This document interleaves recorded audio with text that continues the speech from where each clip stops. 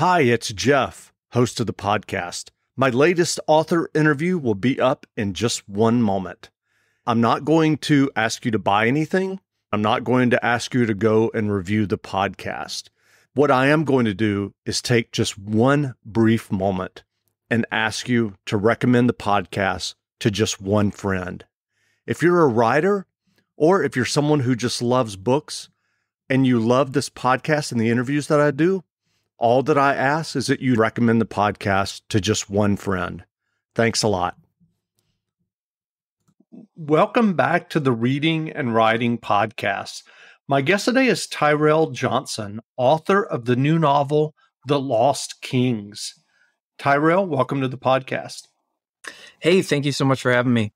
Absolutely. Well, if someone listening hasn't yet heard about your novel, The Lost Kings, how would you describe the novel? Yeah, so it's a fairly character-driven psychological thriller. It's about a young woman whose father appears late one night covered in blood, and the next day, both he and her twin brother have disappeared. It's the story of her life going forward, dealing with that trauma, and how she eventually ends up in the UK, drinking too much and having unhealthy relationships, when sort of her childhood sweetheart shows up and says that he knows the location of her lost father. Like I said, it deals with trauma, mental health, kind of the bonds of family. I think that it's for fans of serious literary fiction who like a bit of plot, but also for the hardcore mystery and thriller readers who like depth of character as well. That's great. I'm curious, do you remember the original idea or impetus that led you to write The Lost Kings? Yeah, so with most of my ideas, it's usually kind of a conglomeration of things. This one might have more of a specific impetus. It was the sort of the beginning of the pandemic when things were shutting down and we were all stuck at home and we were kind of going crazy with our three kids. My wife came to me and we were talking about what I was writing next. And I was kind of in between ideas, not really sure what I wanted to write.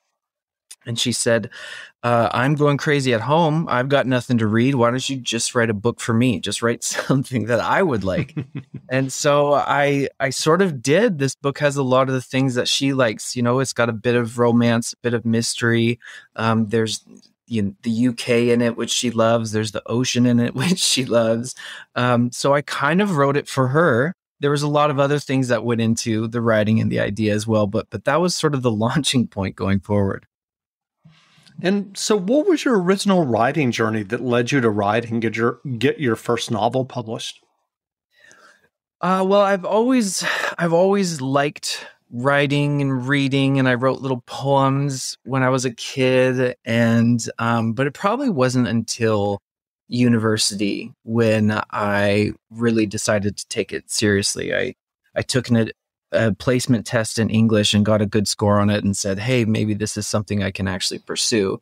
And so from there, I got my undergrad degree in creative writing and then went on to get my Master's of Fine Arts in creative writing from the University of California, Riverside. And from there was just a slog of continuing to write and continuing to submit to agents until I got lucky one day and found an agent who found me a publisher. That's great. How was your MFA program? You know, I loved it. I have nothing but good things to say about it. You can't help but get better at writing when you're surrounded by other writers and you're talking about writing and you're constantly writing and reading. And one of the best things that I got out of it that I think anybody can get out of a good MFA program is just an energy and an excitement for, oh, this is what I want to do. Like, this is what I'm excited about doing. And I think that's one of the main things I took away from it. So what was your writing process when you were working on The Lost Kings? Did you outline the book before you started writing, or did you just have kind of an idea and jump into the narrative? How did that work for you? I kind of am a mix of the two. I do have a very vague outline. Usually it's just like a page. And mostly it's kind of bullet points of what I see happening going forward. And how I get to those bullet points, I kind of have no idea. I do like to work with an ending. I like to have some idea of where the novel is heading. But I'm not married to those bullet points or to the ending. I like having the freedom to sort of see how it plays out on the page and see what the characters do. But yeah, just I like having a rough idea. I think it helps with my brain to be able to see something on the page of like, okay, this is where I'm heading. This is what I'm doing. But also to be loose enough that I can let the creative process just sort of flow. Sure. And so, are you working on another novel now? I am. Yeah, I've got a very, very rough draft of another book that I'm working through the editing process, and have talked to my agent a little bit about it. And so, yeah. And how does that work for you? I mean, do you do multiple drafts? Yeah, I don't know if I'd call them. Yeah, I guess you would call them drafts. I get it all out on the page, and usually that process is actually weirdly fairly quick for me. I am sort of a compulsive and obsessive writer. When I've got an idea that I'm like really excited about, I can sit down and write it sort of any time of day, anywhere I am. And I'm constantly taking notes about it on my phone or wherever. But yeah, it's been fun, but it's still just sort of this very rough idea. And then going forward with the editing, I do pretty heavy edits, and then usually goes to my agent, and she's got some edits, and so it goes through multiple versions of what it starts from, I suppose. Gotcha. So what writing advice would you offer for those who are working on their own stories or novels? Oh man. Yeah. Get a pet, get a dog. It helps lower the blood pressure. Stay hydrated, go outside, go for walks. I don't know. Always seek to get better at your writing. Read books on crafts, read intelligently, read like a writer to see why, books that you've enjoyed work.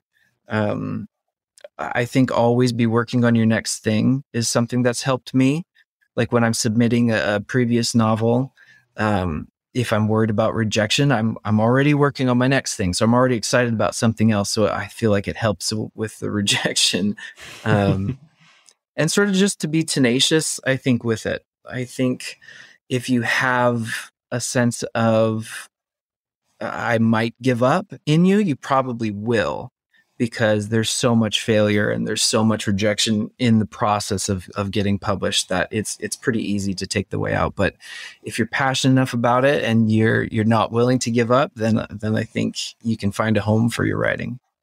That's great. Well, what novels or nonfiction books have you read recently that you enjoyed? Oh man, this is always one of those questions where as soon as I get asked it, like all the novels I've ever read just like flee my brain, and I can't think of anything. While I'm reading The Candy House right now by Jennifer Egan, which I find is really fascinating. And Notes on an Execution by Dania Kakofka was a really good novel. It's sort of a thriller, but it's also it's very character based and very heavy and emotional, but like she does it so well and so beautifully written. And I read a while ago a book called Disappearing Earth by, I think it's Julia Phillips. That's another book that it's fairly heavy, but it's really well done. It's one of those books that has sort of like, the idea sounds very thriller-ish. It's about these two girls who go missing in a small town in Russia, but the way it's done, it's more about like the women surrounding this town, and sort of the disappearance ties all of these stories together. And by the end, it comes together in a really compelling way. That's great. Well, where can people find you online if they'd like to learn more about you and your novels and your latest novel, The Lost Kings? Yeah, I don't have like the best online presence. I'm on Twitter, so I tweet occasionally. Ty Writes Books, I'm pretty sure is what my handle is. But you can just find me on like Penguin Random House's webpage. I think they've got a website link for me there. You can also pre-order my book there. Just search The Lost Kings, and they've got all kinds of links and stuff there. If you for Amazon, Barnes Nobles, or, go to your local bookstores' websites and you can search it and find it there as well. That's great. Well, again, we've been speaking with Tyrell Johnson, author of the new novel, The Lost Kings. The novel is available now, so go buy a copy. And Tyrell, thanks for doing this interview. Thanks so much. I appreciate you having me. Thank you.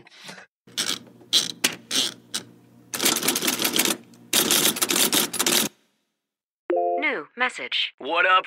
It's Heather's cousin. You dated her in college, or maybe you were just in the same class. Anyway, I heard you bought a boat, my man. Let's hit the water. Oh, and Heather told me you always liked, snacks and stuff, so I could totally bring some chips. When you get a boat, you also get new friends. Make sure Progressive's one of them, and get coverage today for as little as $100 a year. Hey, also, I'm a little short on cash, so can you cover the chips? Thanks. I can see why Heather liked you. Progressive Casualty Insurance Company and affiliates. Annual premium for basic liability policy not available in all states.